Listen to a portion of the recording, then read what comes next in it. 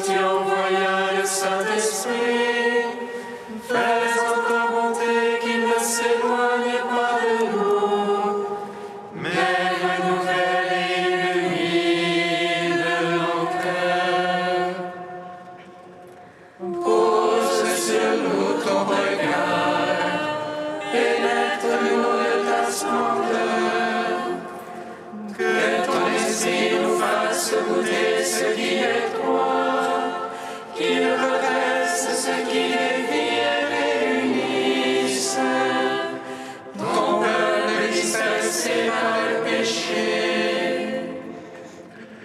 Car tu es venu, Seigneur Jésus, pour nous sauver en ton amour. Toi qui enduras la mort au milieu du jour, et par ta résurrection à tout rempli de gloire. Avec le Père et le Saint-Esprit, nous te louerons.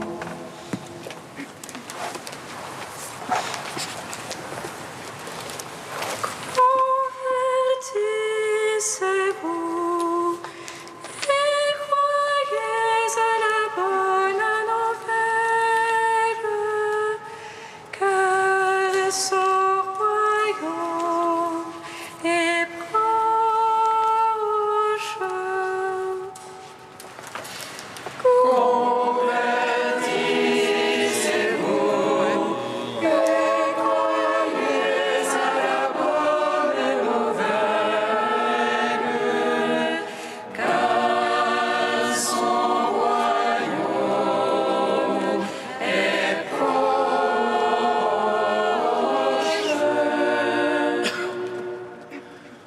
Le Fils de l'homme, quand il reviendra, trouvera-t-il la foi sur la terre? Il soutiendra le jour de sa venue. Veillez, car il viendra soudain, celui que vous cherchez.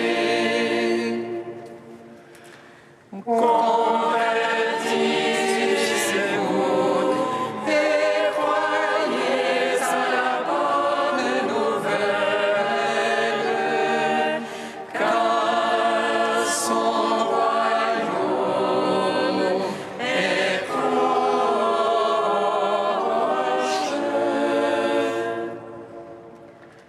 Ô vous qui étiez abattus, prenez courage, le Seigneur est fidèle, voici qu'il vient. S'il se fait attendre, espérez sa venue, car il est là à votre porte, il ne tardera plus.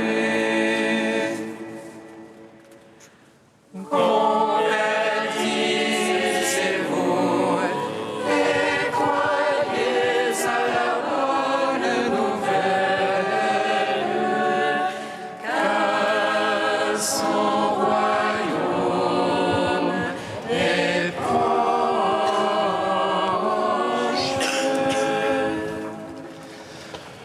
Psaume 118, strophe 8. Ces temps sont les derniers. Soudain viendra celui qui règne à tout jamais. Ces temps sont les derniers. Soudain viendra celui qui règne à tout jamais. Ma part et je dis, Seigneur, c'est d'observer tes paroles. De tout cœur je veux attendre ta face. Pitié pour moi selon ta promesse. Je fais réflexion sur mes voies et je reviens à ton témoignage. Je regarde tes points de retard. conserver tes ordres. Les filets des impies m'environnent. Je n'oublie pas ta loi.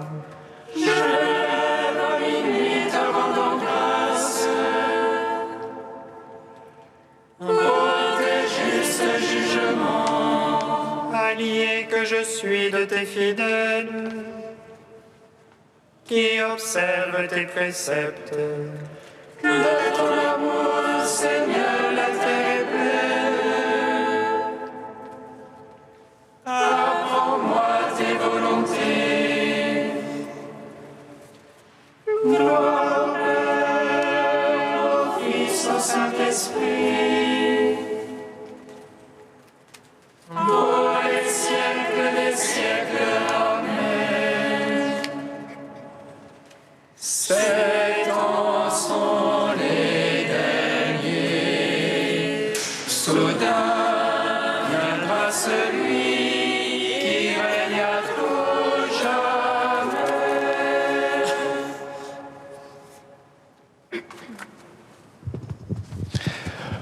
Psaume 26. 119. Les yeux levés vers toi, Seigneur, tes serviteurs attendent ton retour. Les yeux levés vers toi, Seigneur, tes serviteurs attendent ton retour. Vers Dieu quand l'angoisse me prend, je crie, il me répond. Seigneur, sauve-moi des lèvres fausses, de la langue perfide. Par quoi va-t-il payer ton faux serment?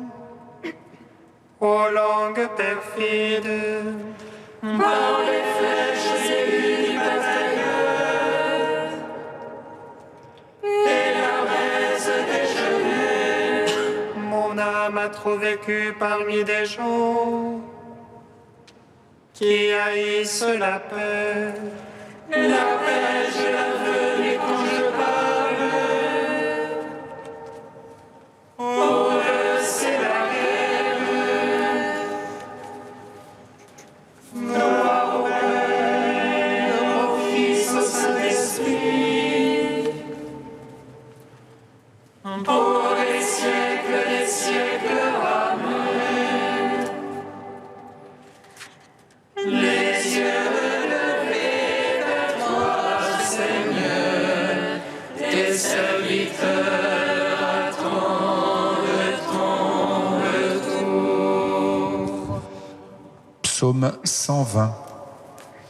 Je lève les yeux vers les monts, d'où viendra mon secours? Le secours me vient du Seigneur, qui a fait terre et ciel. Qu'il ne laisse broncher ton pied, qu'il ne dorme ton gardien. Non, il ne dort ni ne sommeille. Le gardien d'Israël. Le Seigneur est ton gardien, ton ombrage. Le Seigneur à ta droite. Le jour, le soleil ne te frappe, ni la lune dans la nuit. Le Seigneur te garde de tout mal. Il garde ton âme. Il te garde au départ au retour, et l'anxiété à jamais. Gloire au Père, au Fils, au Saint-Esprit, pour les siècles des siècles. Amen. Les yeux levés vers toi, Seigneur, tes serviteurs attendent ton retour. Cantique de Tobie, page 257. Bénissez le Seigneur, vous tous ses élus, fêtez-le, rendez-lui grâce. Jérusalem, ville sainte, le Seigneur t'a châtié pour les œuvres de tes maux. Rends grâce au Seigneur comme il convient, et bénis le roi des siècles. Pour qu'il relève en toi les sanctuaires, rappelle à toi les exilés, et te donne la joie pour les siècles sans fin. Tu brilleras d'une lumière éblouissante jusqu'aux limites de la terre. De loin viendront vers toi les nations, leurs offrandes dans les mains, adorer le Seigneur en tes murs. Dans ton sol, elles verront un sanctuaire, chez toi elles pourront invoquer le nom souverain. Tu seras dans la joie à cause de tes fils, car ils seront bénis et tous rassemblés auprès du Seigneur. Bienheureux ceux qui t'aiment, ceux qui se réjouissent de ta paix. Mon âme bénit le Seigneur, il a sauvé Jérusalem de toutes ses angoisses. Lui, le Seigneur notre Dieu. En gloire au Père Tout-Puissant, à son Fils Jésus-Christ le Seigneur, à l'Esprit qui habite en nos cœurs, pour les siècles des siècles. Amen.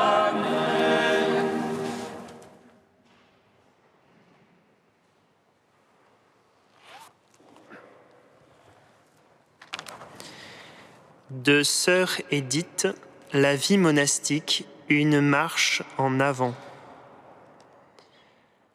Loin d'être réservé aux moines, le temps de l'Avent est néanmoins éminemment monastique. En ce sens qu'il exprime, dans le climat spirituel qu'il suscite comme dans sa liturgie, ce qui façonne au long des jours toute une vie monastique.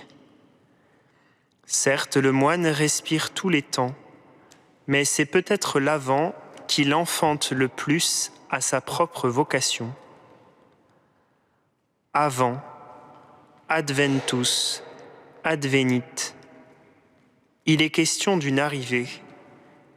Quelqu'un arrive.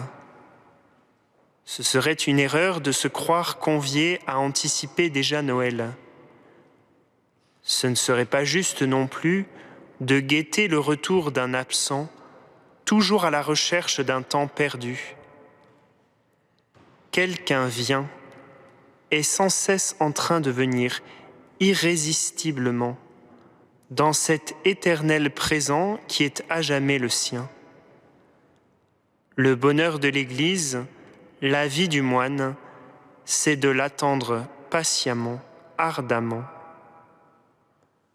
Placé sur un seuil, aux limites silencieuses de la nuit, aux frontières qui séparent encore les ténèbres des premières lueurs du jour, nous guettons le soleil qui vient nous visiter, notre grand Dieu et Sauveur Jésus-Christ. Cette primauté est essentielle. Au-delà de tout ce que nous aurions pu imaginer ou espérer. C'est lui qui est venu le premier, c'est lui qui nous a aimés le premier. Le propre de Dieu, c'est d'avoir toujours été en avance sur ce que nous espérions de lui, écrivait Christian de Chergé. En veillant au nom de tous, dans la prière et dans l'amour, le moine a pour mission de rappeler inlassablement ce primat de Dieu. Obstinément, il n'attend jamais de Dieu moins que Dieu. Maranatha, viens Seigneur Jésus.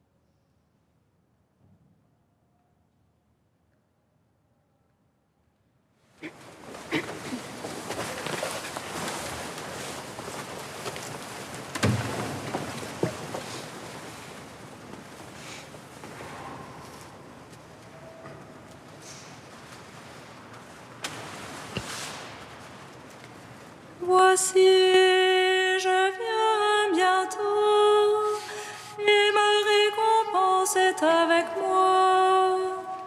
Je donnerai à chacun selon ses œuvres. Voici, je viens bientôt, et ma récompense est avec moi.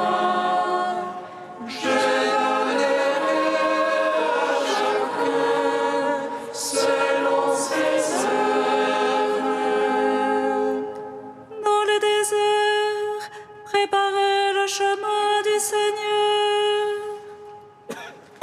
Voici, je viens bientôt, et ma récompense est avec moi. Je donnerai à chacun selon ses œuvres. Lecture du livre du prophète Isaïe. Consolez, consolez mon peuple, dit votre Dieu. Parlez au cœur de Jérusalem. Proclamez que son service est accompli, que son crime est expié, qu'elle a reçu de la main du Seigneur le double pour toutes ses fautes. Une voix proclame. Dans le désert, préparez le chemin du Seigneur. Tracez droit dans les terres arides une route pour notre Dieu. Que tout ravin soit comblé, toute montagne et toute colline abaissée, que les escarpements se changent en plaine et les sommets en larges vallées. Alors se révélera la gloire du Seigneur, et tout être de chair verra que la bouche du Seigneur a parlé. Une voix dit « Proclame », et je dis « Que vais-je proclamer ?» Toute chair est comme l'herbe, toute sa grâce comme la fleur des champs. L'herbe se dessèche et la fleur se fane, quand passe sur elle le souffle du Seigneur. Oui, le peuple est comme l'herbe. L'herbe se dessèche et la fleur se fane, mais la parole de notre Dieu demeure pour toujours. Monte sur une haute montagne, toi qui portes la bonne nouvelle à Sion. Élève la voix avec force, toi qui portes la bonne nouvelle à Jérusalem. Élève la voix, ne crains pas. Dis aux villes de Juda, voici votre Dieu. Voici le Seigneur Dieu. Il vient avec puissance. Son bras lui soumet tout. Voici le fruit de son travail avec lui, et devant lui son ouvrage. Comme un berger, il fait paître son troupeau, son bras rassemble les agneaux, il les porte sur son cœur, il mène les brebis qui allaitent. Nous te chantons, toi notre Dieu, nous t'acclamons. Nous te chantons, toi notre Dieu, nous t'acclamons.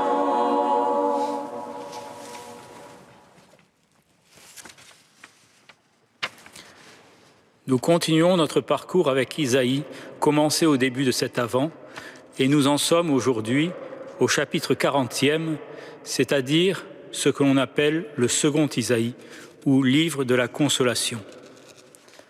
En effet, le passage de ce jour commence par « Consolez, consolez mon peuple ».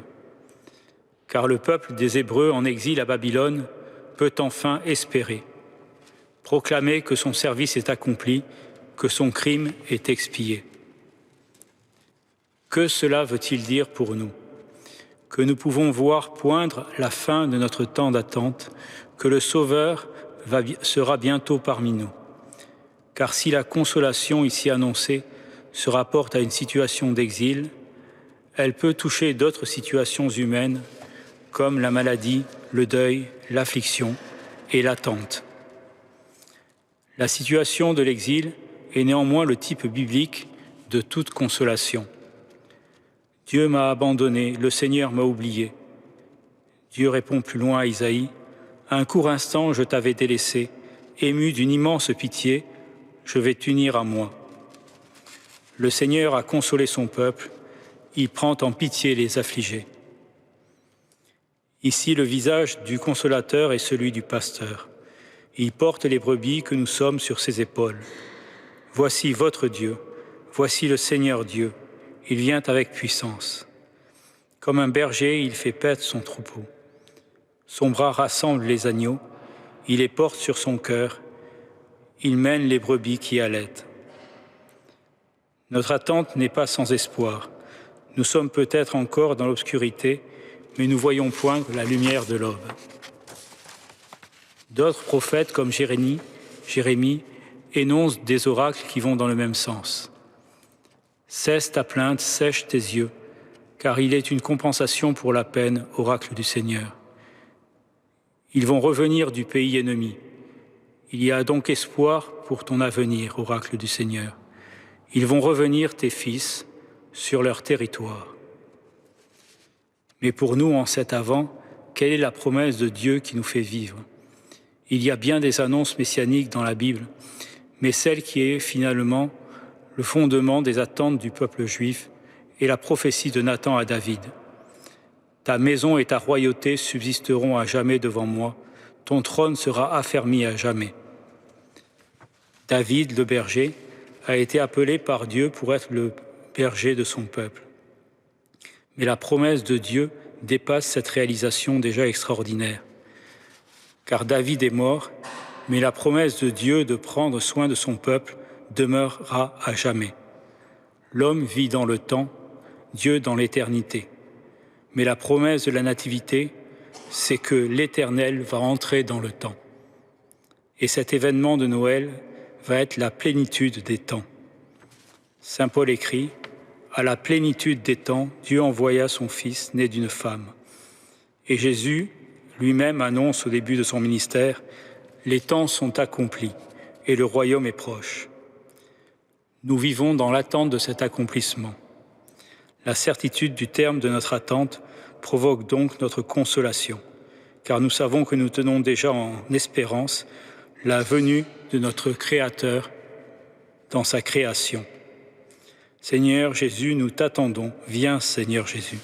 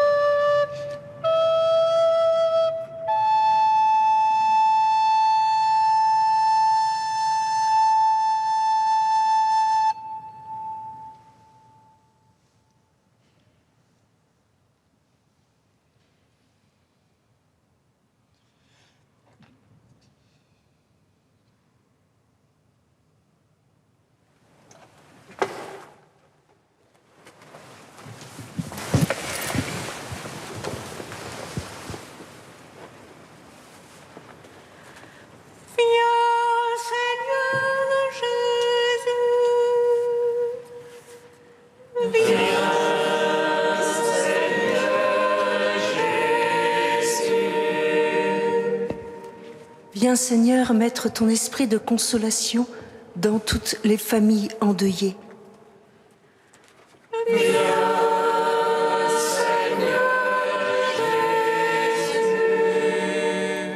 Viens Seigneur mettre ton esprit de concorde et de vérité dans tous les conflits qui existent au sein de notre société.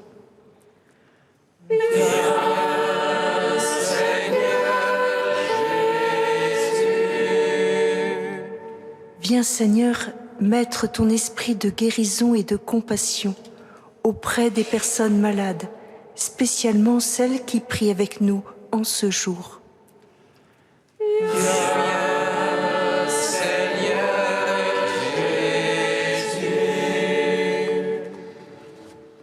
Dieu saint, saint fort, saint immortel, aie pitié de nous. Dieu saint, saint fort, saint immortel, aie pitié de nous. Dieu saint, saint fort, saint immortel, aie pitié de nous.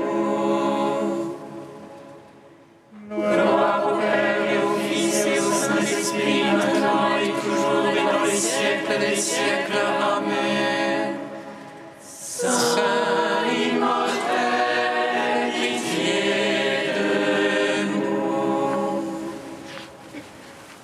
Dieu saint, saint fort, saint immortel, aie pitié de nous.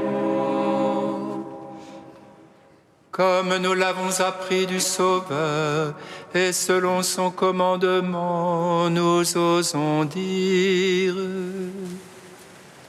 Notre Père qui es aux cieux, que ton nom soit sanctifié, que ton règne vienne, que ta volonté soit faite sur la terre comme au ciel. Donne-nous aujourd'hui notre pain de ce jour. Pardonne-nous nos offenses, comme nous pardonnons aussi à ceux qui nous ont offensés. Et ne nous laisse pas entrer en tentation, mais délivre-nous du mal. Tu as promis, Dieu Tout-Puissant, d'envoyer un Sauveur à tous les peuples de la terre. Donne-nous la grâce d'attendre dans la joie le jour glorieux de sa naissance. Lui qui règne avec toi et le Saint-Esprit pour les siècles des siècles. Amen. Bénissons le Seigneur. Rendons grâce à Dieu. Amen. L'ange annonça à Marie qu'elle serait la mère du Sauveur. Et elle conçut de l'Esprit Saint. Réjouis-toi, Marie pleine de grâce, le Seigneur est avec toi. Tu es bénie entre les femmes et Jésus, le fruit de ton sein, est béni. Voici la servante du Seigneur. Qu'il me soit fait selon ta parole. Réjouis-toi, Marie pleine de grâce, le Seigneur est avec toi. Tu es bénie entre les femmes et Jésus, le fruit de ton sein, est béni. Et le Verbe s'est fait chair. Et il a demeuré parmi nous. Réjouis-toi, Marie pleine de grâce,